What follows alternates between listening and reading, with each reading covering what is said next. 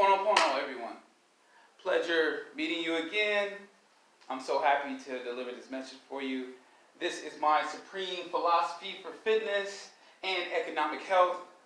Hey, I'm Supreme AI, personal trainer and nutritionist from the Bay Area. I want to point out a particular perspective of life. When I say my supreme philosophy for fitness, I'm not just talking about, the mental, the physical, emotional, psychological body. I'm also talking about financial, okay? Because it always has to correlate when you think about going to the gym to get gym membership, gym equipment, you getting supplements, all this stuff costs money. And food, clothes, and shelter. All stuff is economics. And I run into a lot of people who say, hey, Supreme, I want to come train with you, but I don't have the money. So I meet a lot of people who either have money but don't have time, or have time and don't have money. So that's one of the reasons why I reach out to so many different people and really connect with them and say, hey, don't worry about it. I'll work with you if you're on a budget and everything else. And that's why I mainly decided to put up these videos, right? Because I wanted to teach people how to start companies and, basic company, not no major corporation, but a basic company where they can start making extra earnings on the side of their active income. And the goal is to get to residual income or compound interest, any type of investments you want to set up. So right now, when we talk about my supreme philosophy for fitness and economic health, is tax write-offs. I left out the S. Sorry about that. Tax write-offs. The first thing we got is the car. The reason why you need mobility. And public transportation can be written off also. But your company car, office supplies, and that can go from the computer to paper, pencils, ink, staplers, all that stuff can be written off. It's a tax deductible. And what we're saying deducted is deducted from the taxes and all your earnings and so forth, so you actually will get a kickback check, right? Office supplies, starting up a business, credit card. What's what credit card? How you write it? Every time you use your credit card to buy up the startup equipment, and it can be from banners, flyers, posters, billboards, to the company car. Anytime you use a credit card, all the overhead fees on the credit card can be written off.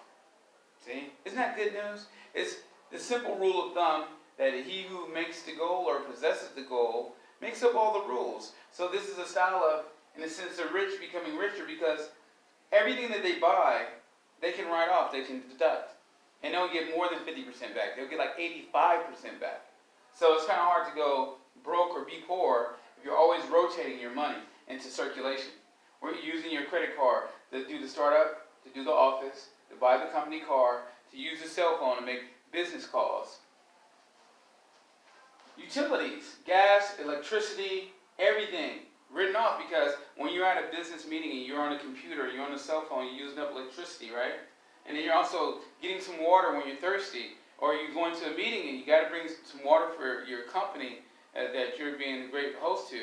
They're your guests. You have to entertain them. You have to keep them fed, right? So all of these things can be written off. Business membership fees. So what is business membership fees? You might be a member of the Chamber of Commerce. You might be a member of the NAACP or Toastmasters or National Speaking Association. All of those organizations, awesome organizations, cost fees, but that can all be written off. Post office. Everybody who does business usually has a mailing address, so therefore when you mail packages and receive packages, you know what I'm saying? That's the key of just understanding that every aspect of business can be written off. Literally. Even with profit. So it's just like fees and services. This is for miscellaneous things. Like you may have a business call that comes in early in the morning and say, hey, we need you to fly down to LA, or we need you in New York. Okay, so you just randomly get up and you use your credit card, you pay for the ticket, everything is now traceable, but you're also getting on a plane to fly to business locations to further grow and expand your business. And by doing that, it's just an amazing feeling to know that all this stuff is really deductible and you can write it off. Business coach is the last one. We went through 1, 2, 3, 4, 5, 6, 7, 8, 9, 10. Business coach. You can literally write off someone who teaches you how to do business thoroughly. Now, to me, I don't know if how anybody can conceive that that is not an awesome thing.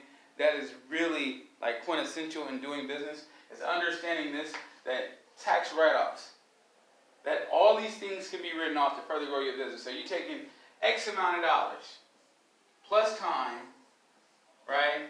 And then you're developing what? An idea, a plan, a team, and then the execution. You say, well, what is the execution? Excuse me. Almost messed up. What is the execution? And it's all right, because while you're setting up everything, you're going to mess up. You're going to mess up. But the thing is, when you have a team, the team is there to make sure you get back on track and follow things through. This is it. If you got the company card, you got the office supplies, you got your startup, you got your credit card, you got your phone, this is a basic construct. That's all it is. And everything's deductible. So then you can rotate the money every year. Every year. It's all about you not giving up. Because what most people need to realize is, really, all the different universities have did research, and they found out that most people, about 20% of America tries to start a brand new startup every year, 20%.